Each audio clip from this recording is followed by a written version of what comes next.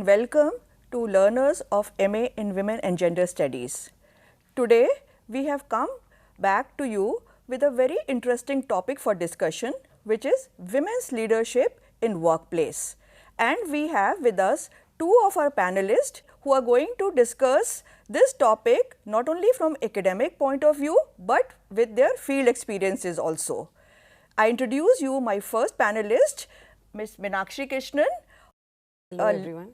Who is a leadership development consultant, and Dr. Sunita Dhal, who is a faculty with the School of Gender and Development Studies and also the course coordinator for two of the courses of MAWGS. So, today's discussion will mainly focus on the academic inputs that has been given to you through your study material as well as through your assignments. And the panelists here today will give in their practical experiences vis-a-vis those concepts that has been explained in your study material.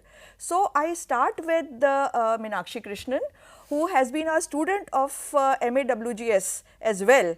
And being a professional, we thought it will be very interesting for you to hear from her that what motivated you being a consultant before you took up this study of this program, that what motivated you to study MA in Women and Gender Studies? Thank you, ma'am. I grew up in a house where there was a lot of equal opportunity given for boys and girls. I did my MBA, I joined the corporate workspace, and everything was going very fine. But it was after my marriage that I suddenly became aware of this woman identity. Marriage and motherhood, I think, really put a different set of expectations. And that's when I realized that despite having higher education, despite being financially independent, this woman thing was really in the forefront. I was on my maternity break when the Nirbhaya rape case happened in Delhi, and it suddenly really shook me, saying, what am I doing with my life? How am I helping other women who may be less privileged? And that was the reason I enrolled for the master's program. Okay. Now, after you have completed this program, do you find it useful vis-a-vis your professional experience now? Immensely useful. So, what work I do is leadership consulting, where we use our skills in psychology, HR and management. But the knowledge that I got from women and gender studies has helped me carve a space called women's leadership. So, a lot of corporate organizations are coming to our company asking how can we promote women in the workplace, how can we equip them to be better leaders. And so I find my knowledge I gained in the MAWGS is really coming useful in challenging some of the stereotypes, the biases and the norms, and create more awareness for people. That's very heartening to know from you, Meenakshi. Now, I will like to ask Sunita that being a sociologist, you have done research on women scientists. So, what motivated you to specifically work on women scientists and leadership? Prior to my joining in School of Gender and Development Studies, IGNOU, I have been working in the area of sociology of science, because that was one of my interest area where I wanted to work, and I have been doing empirical research in that area. And paradoxically, I was teaching gender and society as one of papers at the undergraduate level. But when I joined this university, I found that why can't science and gender be in, they intersect with each other. And then I started to learn about feminist critique of science, and I have been given an opportunity to develop a program on gender and science, which is in the designing stage in the university.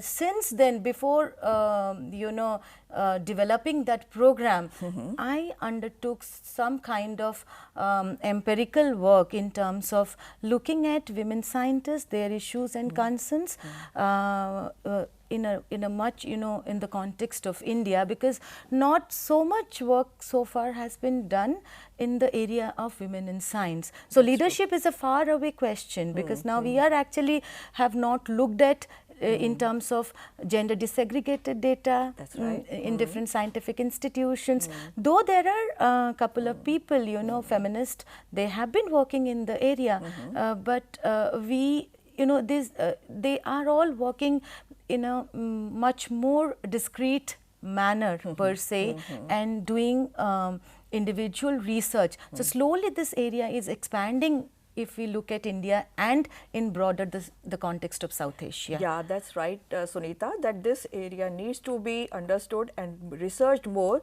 to come out with finer nuances of how women leadership is affected in science and other related streams.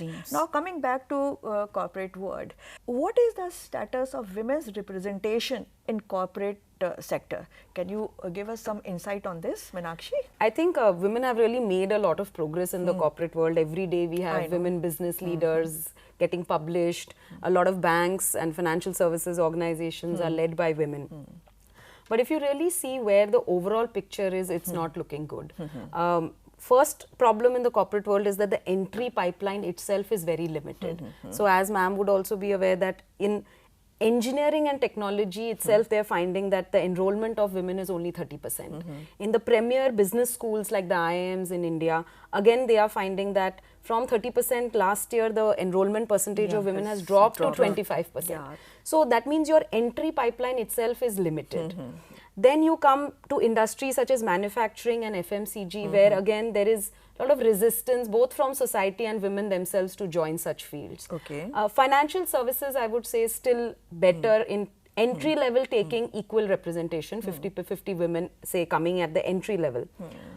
But the minute you move to middle management, which is also when women hit the marriage, motherhood barrier, suddenly there is a drop to 30%. That's right. And as you go to senior levels, we are finding hardly 15 to 17% representation, and CEO numbers is hardly 9%, single digits. So despite the focus on having women directors on the board and all, the pipeline is very, very narrow as you go up. Yeah, that is good to hear from you, that what concept that we teach, which is glass ceiling and leaking pipeline phenomenon, that is still very prevalent not only in India but across the world. So when you look at these data, what do you think are the challenges or barriers that prohibit women to first of all join these kind of programs and courses? Let's talk about joining. Why do you see such low enrollment or such low entry point representation of women at the entry level also? So I think there are two factors. One, we can say systemic factors such as how society has groomed women to think. And the second is also then the individual factors of how we see our own selves. So I was recently reading a research by a professor from University of California, which looks at certain patterns. And you find that women face higher challenges than men in proving that they are competent. Yes. So a man, if he is good at his field, will be liked and respected. But a woman, if she is a competent at her work, will not be liked. So obviously women, and in our Indian society, we want to be popular, we want to be liked by our friends, family, relatives. So we don't want to take the unpopular fields or the hard technical fields. So I find that is one barrier. Two, I find in the corporate world, there is lot of focus on intensive 7 days a week, 24 hours a day being available, lot of intensity. Work-life balance is totally gone. I mean, it's not there. It's a difficult question. So many times girls then may be choosing not to opt for such difficult, what they see as difficult, and take more options which have more flexibility. So until that structure and system of the workplace in terms of policies doesn't change, I think people will not opt for those fields which then lead to those professions in that kind of a workplace. So you mean to say that women and girls still go for soft options for profession and career building rather than taking up challenging professions just to avoid confrontation at home as well as also within the workplace? Absolutely. We all know that work is a very gendered institution where at every level gender come into play. So I would like to pose a question to Sunita, that in your study on women and science, question of leadership, how do you see this phenomenon being happening vis-a-vis women scientists, especially in India, and if you have some understanding of women outside India at international level? Can you throw some light on this and enlighten us learners regarding? Yes, Yanilima, you know, this is a study we have been doing, like me along with one of my colleague. She herself is a scientist. We have been doing since 2014, right? And we took up this, it's a self-initiated study. We realized that much needs to be done to look at the concerns and issues of women in science, in particular, those who are in the middle level management, right? Maybe of my age group, and you know, things like kind of a thing, and what they face as women scientists in terms of understanding their everyday life, right? And which can actually offer a feminist critique of science, like how, as you said, work is gendered in nature, right? Completely. Similarly, science as an institution is gendered. That is why, you know, feminists have more, you know, critiqued or looked at science as androcentric in nature, right? And therefore, you have the culture of science is masculine, right?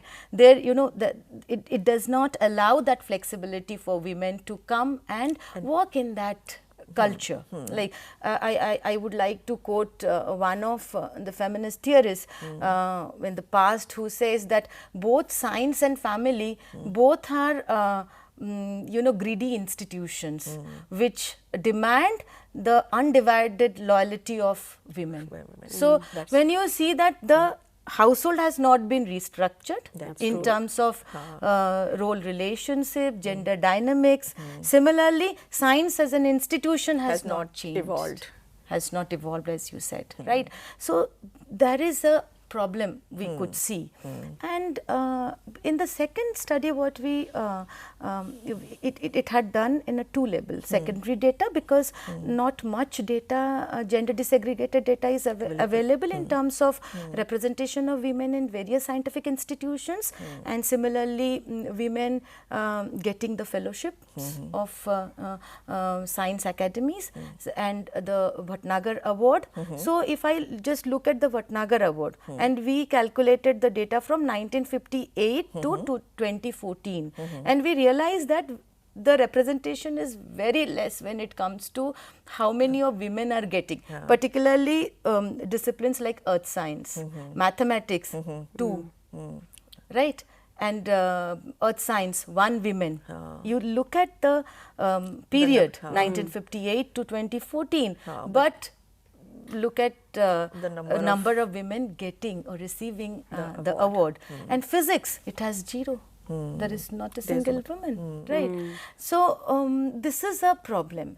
Then after analyzing the secondary data, when we took interview of women scientists in central universities, working in Central University and other research institutions, we would find that what are their major problems, what they face in everyday life. One is that isolation. Okay. Yeah, isolation in both social isolation and professional isolation. Because what Meenakshi was talking about, the corporate world, at least in the corporate world you could see 30% of women or let's say 50% of women in the entry level, right? But in academia and like research and in academics, there are very less number of women, right?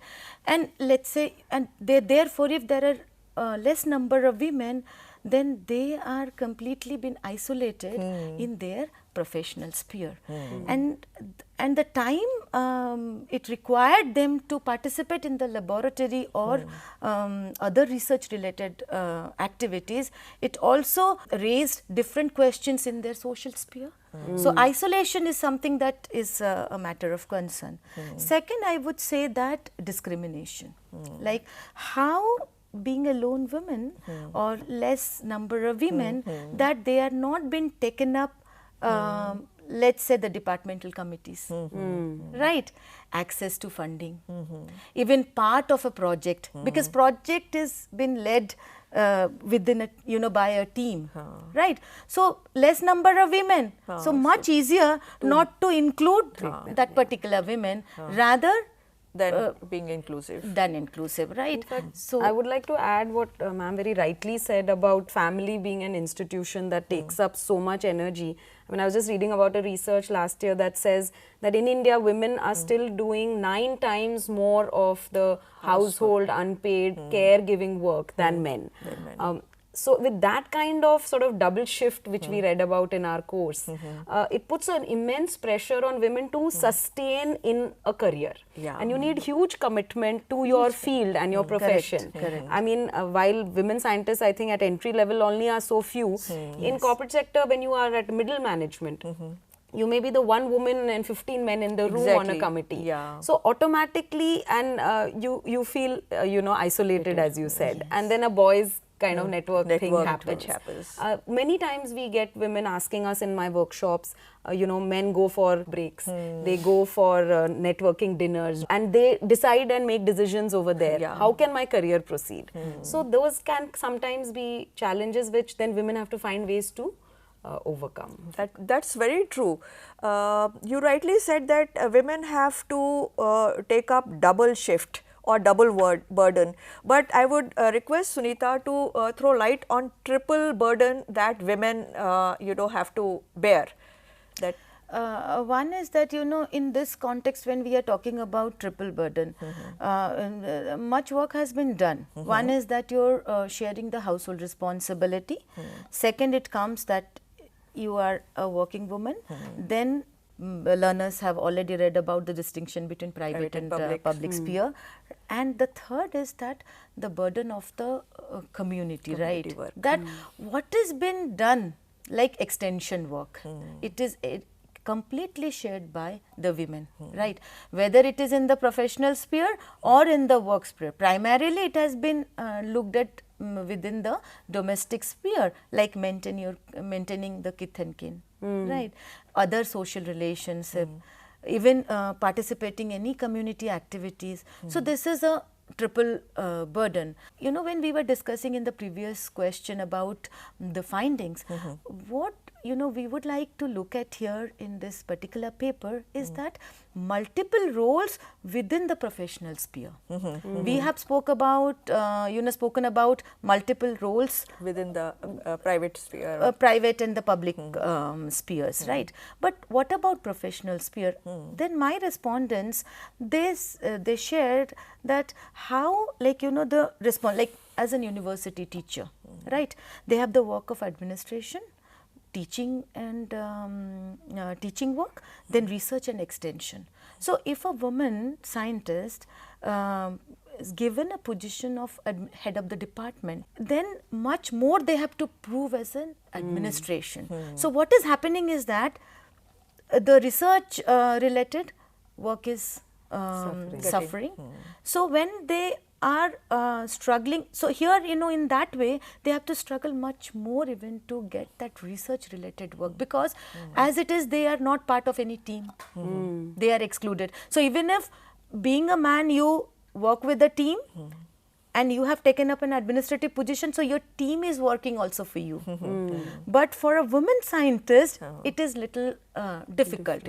If she is not working as a team, then it becomes all the more difficult for her to single-handedly, balancing between these three roles, multiple roles, I would say professional, teaching and research roles in the professional sphere. So, in fact, I would say I can think of a parallel as you spoke. In the corporate, what often happens is women are seen as naturally nurturing. The whole feminine thing is associated with you because you're a woman. And so when you become a team leader or a head of a department in the corporate world, your image of being nurturing, at the same time being an ambitious, driving leader, someone who's very task oriented, because that's what we expect from our corporate leaders, that can clash. So if I'm a driving leader, I will again be seen as not nurturing and not competent and not a good woman, not likable. And if I'm too nurturing, I will be seen as not too ambitious, much. not driving, not achieving. Correct. So it's like a double bind for women who are in the leadership space and heading departments, as you said. And that creates its own isolation. And even the women employees in your team will hold it against you.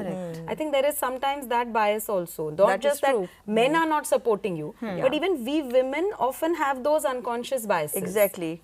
Conditioning. can, Yeah, our students have already read about glass concepts like glass ceiling and glass cage, where women themselves are responsible for their own, limiting their own potentials and their own understanding that they won't be able to make it.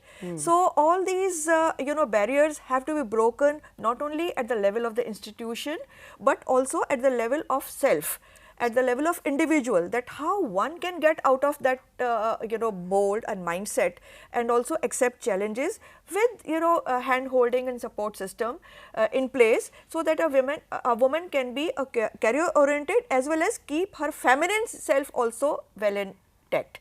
So in the end, I would like to ask Meenakshi that what conclusion would you draw out of your experience, that what needs to be done for to bring about a change in the scenario?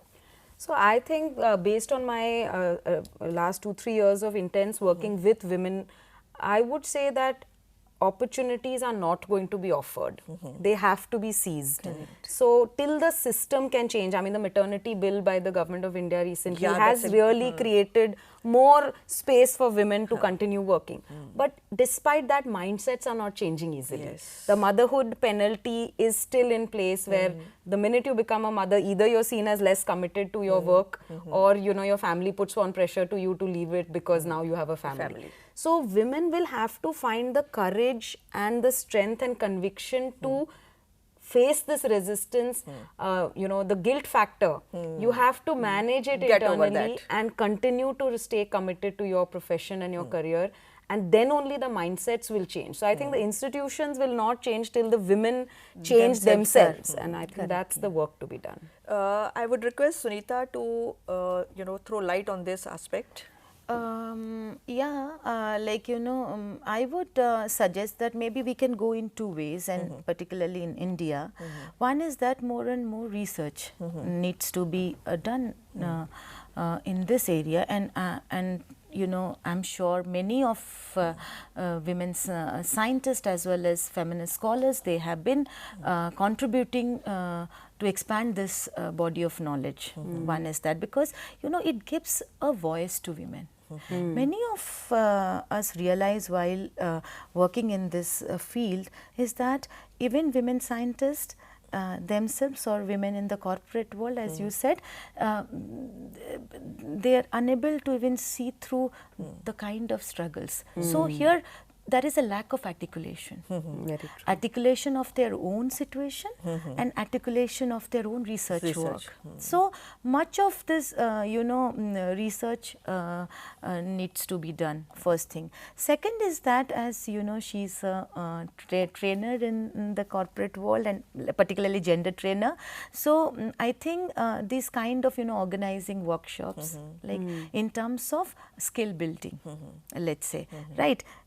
Writing skills, communication skill, particularly in science, they are good researcher, but it comes to, take a back seat when it comes to communicating your research, right? It's very important for all of us to communicate our research, how to publish, how to find, write a proposal to get the funding, whether it is national or international, but now it is a competitive world, right? This is another thing.